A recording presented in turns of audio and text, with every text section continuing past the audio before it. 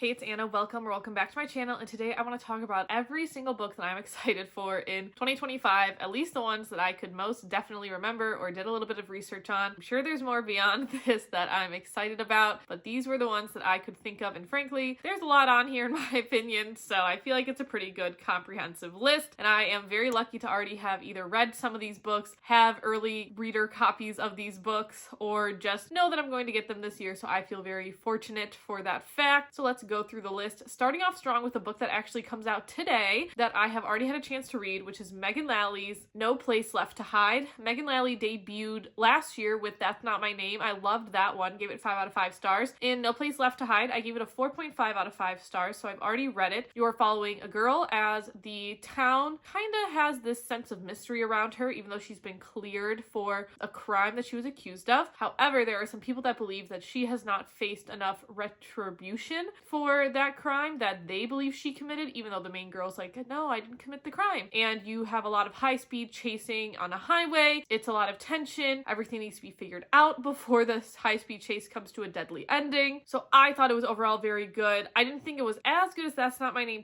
personally, but I still thought it was a very high-action YA thriller, which I really appreciated. So I would definitely recommend this one if you're looking for inspiration for your new books of 2025, and this one's already out for you to go ahead and read. I have two more books that I'm not gonna say excited for both of them. I'm excited for one, and I almost feel like this other one, while this is the only book I actually have pre-ordered, I'm not sure how I feel about it. And with my theme of 2025 being to find the joy in reading again, I don't even know what I should necessarily do with this book. So the first book that I'm actually excited about is The Crash by Freida McFadden that comes out January 28th of this year. I love Freida's books. She's actually coming out with 2 this year. She is constantly giving books. I am so excited. So we have a pregnant mother named Tegan that is stranded in this rural area of Maine. I feel like that is very different from The Boyfriend that Freida McFadden just released in October of 2024. So we're in a very different setting. It seems outright just a little bit darker than some of the other books, and I'm excited to explore that realm. And then the third book, which again, I don't necessarily know what I want to do with this, is Onyx Storm, which comes out January 21st. I read Fourth Wing. I read Iron Flame. There is one way that I want Onyx Storm to go, and I know it's not going to go the way that I want it to go. So do I still want to read it and be involved in the world? Yes. Is it necessarily a priority book? Reflecting on this list, I don't actually know. And I think that that's something that I really need to take into 2025, is not always just following what is popular, but really thinking about what I want to spend my time reading, what I want to have a good time reading. And frankly, I just don't know if I'm going to have a good time reading Onyx Storm. So even though I had initially put it on this list, I feel like I've had a little bit of reflection time with how I view reading, and that might change. So Onyx Storm is the third book in this Fourth Wing saga. Apparently there's 2 more. I don't understand how there's going to be 2 more after this. I know it's going to leave off on a nasty little cliffhanger, but yeah, it'll be really interesting to see if I do end up picking it up, if I do end up reading it. I know a lot of my friends read it, and I feel like something that brings me a lot of joy in reading is being able to find community in it. And so I don't want to miss out on the community, but also I don't want to read something that I'm not necessarily going to enjoy. So that was going to take a little bit of reflection. However, come February, I have 2 books that I would like to pre-order. One I'm definitely more excited about than the other, just based off of, again, where my mind is with reading right now. And the book that I'm more excited for in February is The Love Lyric by Christina Forrest that comes out February 4th of this year. And this is following the final sister. In The Neighbor Favor, you follow Lily. In the second book in the series, The Partner Plot, you have Violet. And then in this final book, you have Iris. And Iris actually has a child. She lost her husband tragically. And so this is really her kind of like second chance at love book. And I feel like it's been really great to see her in the previous 2 books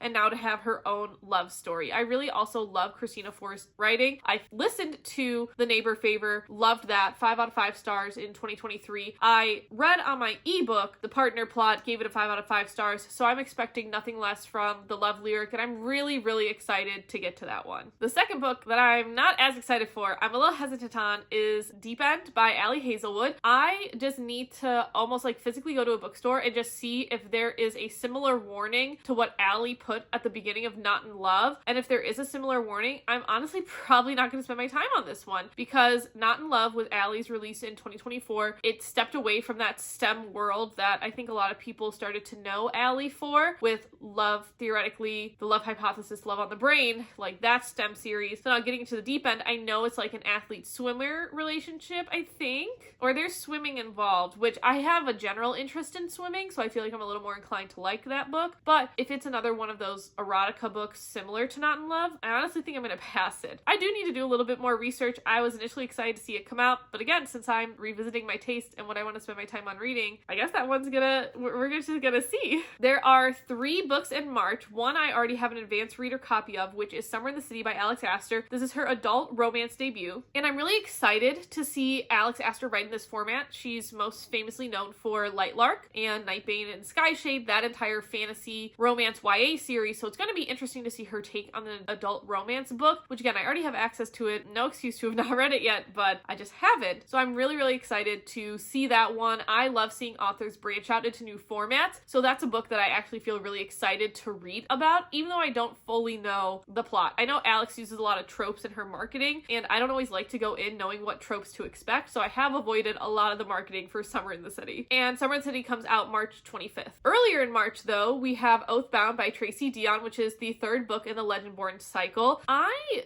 don't think I was the biggest fan of the 2nd book in the Legendborn cycle, but I loved the 1st one. Definitely want to get back to the 3rd one. This is very different for Onyx Storm because I have no idea where this 3rd book in the Legendborn trilogy is going to go, and I am really excited to see what Tracy does with it. I feel like there is more story to tell, at least, compared to how I feel about the 4th Wing saga. So I'm excited to get to Oathbound, excited to go back to the world, excited to see Bree again, and we're just gonna see who else kind of shows up. And then my final one for March, and I'm actually really glad that there's not too many in March that I'm excited for, because I do think that this is one of those books that I'm going to just fly through and is going to really help rediscover my love for reading, is Suzanne Collins' Sunrise on the Reaping. We're back into the Hunger Games universe. We are focusing on Haymitch's perspective. This is the 50th Hunger Games, and I am just extremely excited to read a book that, while it's fantasy, I know will have a lot of connections to the world today, and I'm excited to get back into Suzanne's writing style and her world. I have loved every book she's put out in the Hunger Games series. I love this Ballad of Songbird and Snakes, so I am really, really pumped for Sunrise on the Reaping. April is one of the more stacked months of this year with 5 books. The first being an arc that I'm actually 80% of the way of. I'm almost done with this book, and I think that just shows what kind of a funk that I'm in. I do really actually want to finish this book. I want to get to the end. I've just been prioritizing other book club books and whatnot, but I'm super excited to have an arc and to be able to finish early Abby Jimenez's release for 2025, Say You'll Remember Me. It is a beautiful story about 2 characters really trying to not only find themselves but find loves when they both have really difficult situations. And it's Abby's first long distance that I can remember. She might have done long distance in other books, but really not like this that I can think of. Have I read her entire discography? No, but I've read 4 of her other books, which I feel like is a decent amount, and she hasn't quite done long distance like this, and I have really enjoyed it. There is a dementia perspective, and my grandmother passed away from dementia in 2022, so this feels like it has a really close place in my heart, and I know it's been a little bit of a reason why it's been a little bit tough to get through, because it is more of an emotional read, but I've really loved meeting Samantha and Xavier in Say You'll Remember Me. I highly recommend it. Just for the Summer was my favorite book of last year. That was a book that really discovered my love for reading again, and I am really enjoying Say You'll Remember Me. I'm gonna say it's not hitting exactly the same as Just for the Summer, but I am still really enjoying it. And Say You'll Remember Me comes out April 1st, which sounds like a joke, but I don't think it is. Next we have Kelsey Sheridan Gonzalez with her debut, The Gods Time Forgot, and I actually beta read this book, which was interesting, but I think there's been a lot of changes, and I would actually like to reread it, and I think it'll be really fun to see how much the book has grown since I beta read it for this author. Kelsey is a social media author and has been working on her book for years and years and years, so I'm really excited to have an advanced reader copy of it as well. So I do have to read this one a little early, which again I feel really, really grateful for, but it is one where after I beta read it, I knew I wanted a physical copy, or I wanted to at least read a finished copy, and I'm really excited to be able to do that. You essentially have, in a very specific time period, these 2 people meet again. They had a life in the past, but it was forgotten, and trying to figure out why it was forgotten, how they get back to that same relationship, what other powers are at play. I really enjoyed the beta read of this book, and so I'm really excited to see what a finished copy looks like. And The Gods Time Forgot comes out April 8th, which is the same day as another pre-order of Jasmine Guillory's Flirting Lessons. This is a Woman Love Woman book. That's really all I know about it so far. I really just saw that Jasmine Guillory was releasing another book. Jasmine is one where I've read her entire discography. I love Jasmine Guillory's writing, so I'm so excited to see that she's coming out with another book. She didn't come out with a new full-length book last last year she came out with a novella, so I'm really excited to get back into Jasmine Guillory's writing, and I think just going through some of my favorite authors is reinvigorating some of my desire to read, because that Jasmine Guillory one, I am just excited to get back into her writing style. On April 15th, we have The Perfect Divorce by Geneva Rose coming out. This follows up The Perfect Marriage. I do want to reread the edited Perfect Marriage, especially because when I first read The Perfect Marriage, I gave it a 3.5, and I've been so hesitant about rereading books that I've read because I feel like I have to get to new books, but this is something where I think I'm really going to enjoy rereading The Perfect Marriage and all of its edited work, and then be able to see where The Perfect Divorce is going to go, because I frankly don't remember how there could even be a sequel from the initial original printing of The Perfect Marriage, but I did read it a while ago, so that might be the reason why. And lastly, coming out April 22nd, another big author, but this time I'm actually excited to see what'll happen with this book, which is Emily Henry's Great Big Beautiful Life. I believe you are following rival authors who are trying to cover the same story, and then obviously there's going to be some relationship forming. I loved Funny Story this past year. I gave it a 5 out of 5 stars, so I'm extremely excited to have another Emily Henry book that I could just whip through in a weekend and have a really fun time reading. All right, May. How do I say this? May is the most stacked month. Do I realistically think I'm going to read everything that's coming out in May? No. I think I'm going to do my absolute best. 6 books come out on May 6th that I would like to read. So we're gonna have to prioritize. So I actually am going to prioritize in this list what I am most excited about. And I feel bad because one of the books is already at the bottom of the list, but that's mainly because I have an advanced reader copy of it. So I can read it again at any time, which is good. So I have 5 books that are then really competing. The one book that I have an advanced reader copy of right now is Alex Finlay's Parents Weekend. I really got into Alex Finlay this year listening via audiobook, and I really enjoyed both of the books that I listened to by him. I believe I gave them both at least 4 out of 5 stars, and I'm trying to remember the titles of them. I know I didn't read his latest release. I'm just gonna look up his books. So Every Last Fear, I did not like that one as much as The Night Shift, and The Night Shift was my favorite. Oh, I've actually read 3 of his, because then I also read What Have We Done? So the only Alex Finlay book that I haven't read is If Something Happens to Me, which was his 2024 release, so I should probably do that. I really liked The Night Shift. I did not like What Have We Done as much. I'm hoping I'll like Parents Weekend, but I did get this one early, so again, I don't really have to compete with it because in theory I could read it anytime. You're gonna ask me what it's about. I really actually don't know. A lot of these authors, I'm just like, okay, let me just get their books again.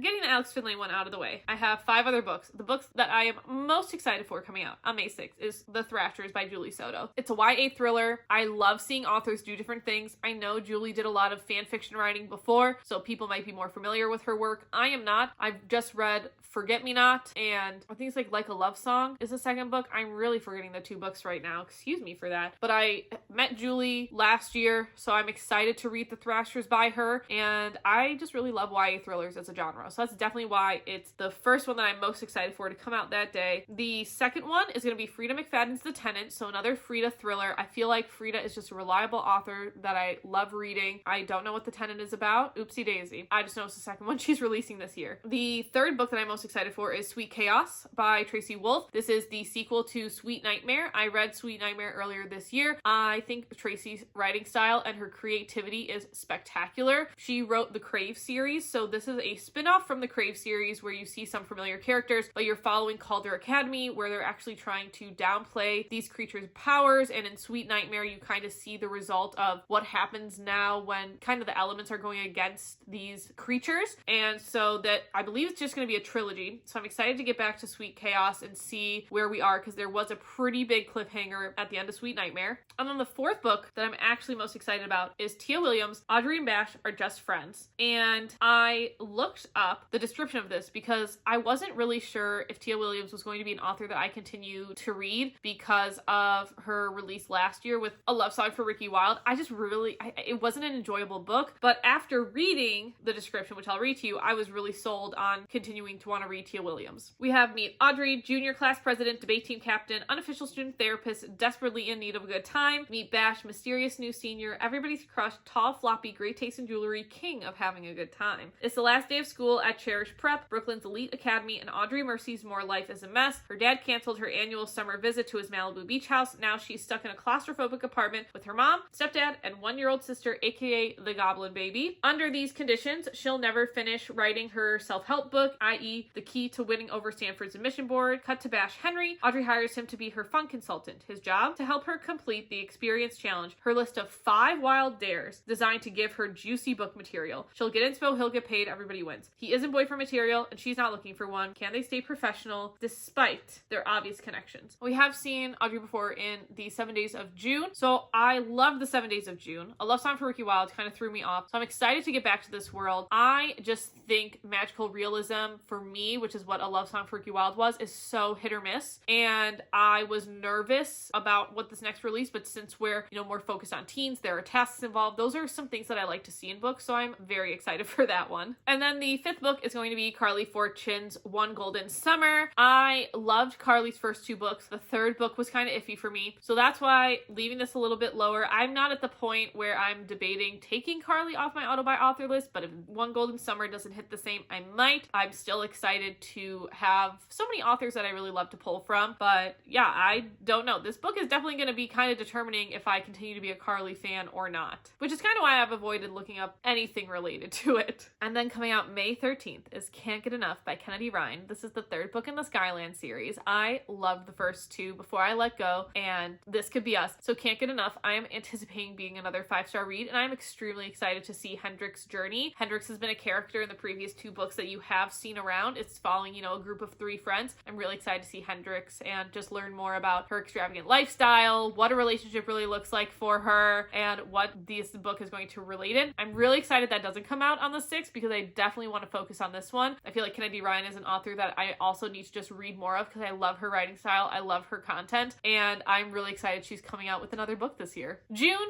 we calm down a little bit, okay? There's only 2. The first is Lizelle Samberry. She's like my top author that I would love to meet this year.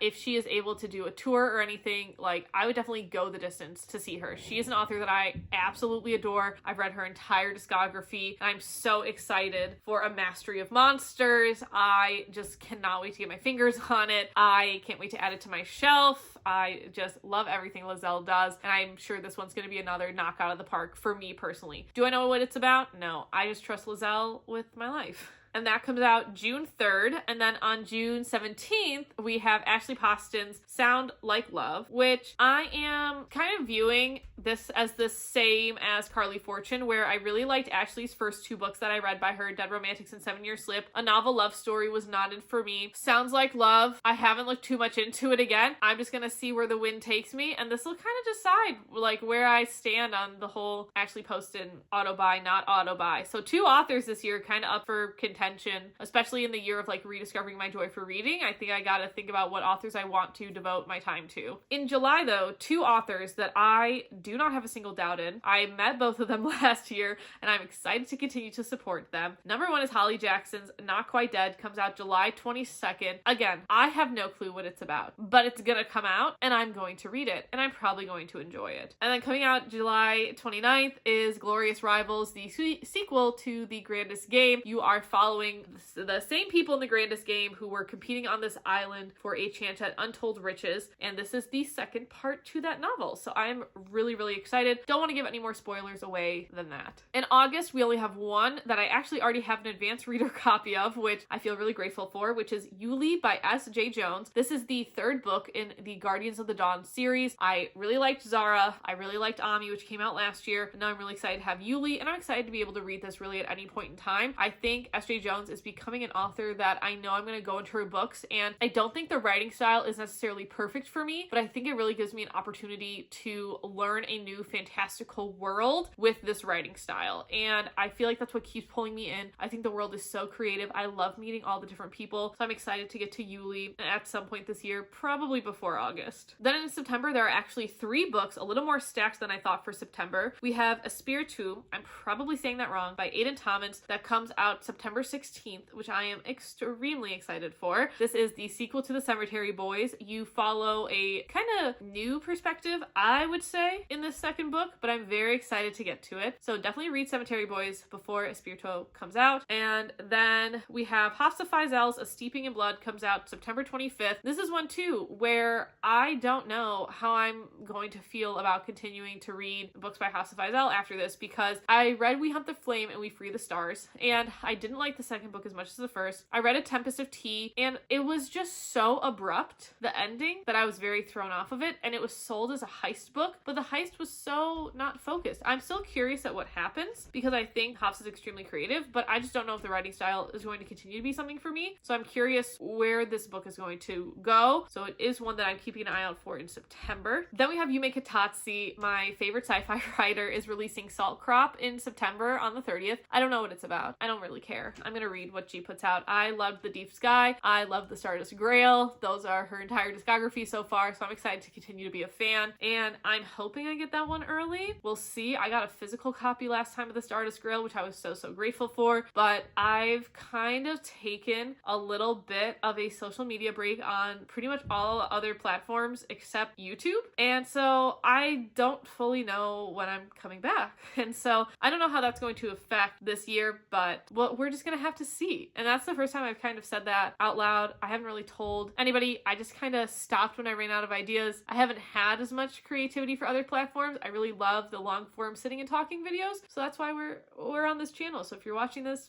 I really appreciate you. In October, on October 30th, we have Kika Hatsupalu's Moth Dark. She wrote Threads That Bind and Hearts That Cut, a duology that I adored, so I'm super excited for Moth Dark. I don't fully remember what it's about. I just know that she was an author that I wanted to keep reading because her world excited me, and so I'm really excited for Moth Dark. And then in November, we have Chloe Gong's Cold Wire, the start of a dystopian trilogy. You had me at dystopian. I definitely want to read more in the dystopian genre, and I'm so excited to see Chloe Gong doing it. I think she's extremely intelligent. I do think Violet's Things, her latest release, has been my least favorite of her books, but I'm really excited to see her kind of step back into the YA sphere, because I feel like she did a really good job with Foul Lady Fortune, Foul Huntsman, so I'm excited to see her in a YA dystopian setting. Then there are two other books coming out this year that just have vague fall 2025 is what I could find, no specific dates. The first is Joelle Wellington, Girls Who Play Dead. Joelle's the author of The Blonde Dice First and Their Vicious Games. Adored both of those books, so I definitely want to keep her on my list of authors to continue to watch and read and support. And then Geneva Rose is actually coming out with the second book in fall of 2025, completely different genre, called Dating After the End of the World. I am extremely excited. She said it's,